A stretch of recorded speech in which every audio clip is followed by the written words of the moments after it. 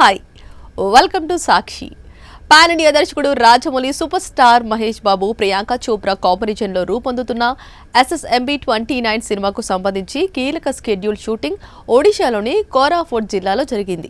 నెల రోజులుగా ఈ ప్రాంతంలో షూటింగ్ జరుగుతూ ఉండటంతో సందడి వాతావరణం నెలకొంది.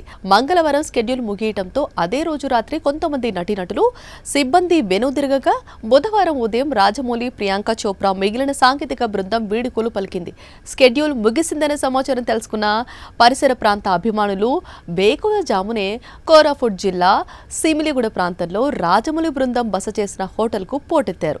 ప్రజలు పెద్ద ఎత్తున తరలివచ్చి ప్రియాంక చోప్రాతో కలిసి ఫోటోలు దిగారు. స్కెడ్యూల్ మొత్తం పొట్టంగి నియోజకవర్గంలోనే జరిగింది. ఇక్కడి నుంచి కాంగ్రెస్ ఎమ్మెల్యే రామచంద్ర ఖడ్గం నేతృత్వం వహిస్తున్నారు. ఆయన ప్రస్తుతం కాంగ్రెస్ పార్టీ శాసనసభాపక్ష నేతగా ఉన్నారు. దీంతో ఖడ్గం నేతృత్వంలో కాంగ్రెస్ నాయకులు, సర్పంచ్లు, జిల్లా పరిషత్ సభ్యులు పెద్ద ఎత్తున షూటింగ్ స్పాట్ కు చేరుకున్నారు.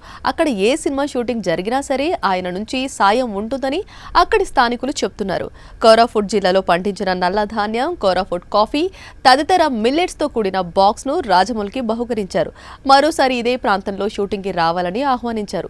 ఎప్పుడు ఎవరు షూటింగ్ కు వచ్చినా తాము పూర్తి స్థాయిలో సహాయ సహకారాలు అందిస్తామని చెప్పారు.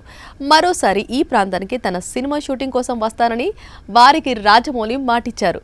రాజమౌళి బృందానికి వేడుకలు పలకటానికి పెద్ద ఎత్తున ఉన్నతాధికారులు కూడా తరలివచ్చారు. కోరాపుట్ జిల్లా SP Rohit Sharma, trainee IAS Jaipur sub collector Akkavarapu Sanyareddy, Jaipur SDPO Partho Jagadish కశ్యప్లు రాజమౌళి బృందాన్ని కలిశారు. అనంతరం మహేష్ బాబు ఉంటున్న దేవమలి కాలేజీకి వెళ్లి ఫోటోలు దిగారు. చివరిలో రాజమౌళి ప్రియాంక చోప్రాలు ప్రత్యేకంగా లేఖ విడుదల చేశారు. ఇక్కడ ప్రజల సహకారం, స్నేహశీలత మరువలేమన్నారు.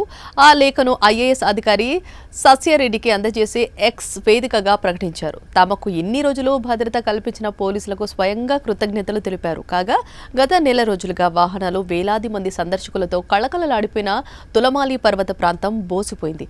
సినిమా యూనిట్ వాహనాలు తిరిగి వెళ్లిపోవడంతో ఆ ప్రాంతమంతా నిర్మానుష్యంగా మారింది. సిమిలిగూడ పట్టణంలో ఒక్కసారిగా హోటల్స్ లో సందర్శకుల తాకిడి తగ్గింది.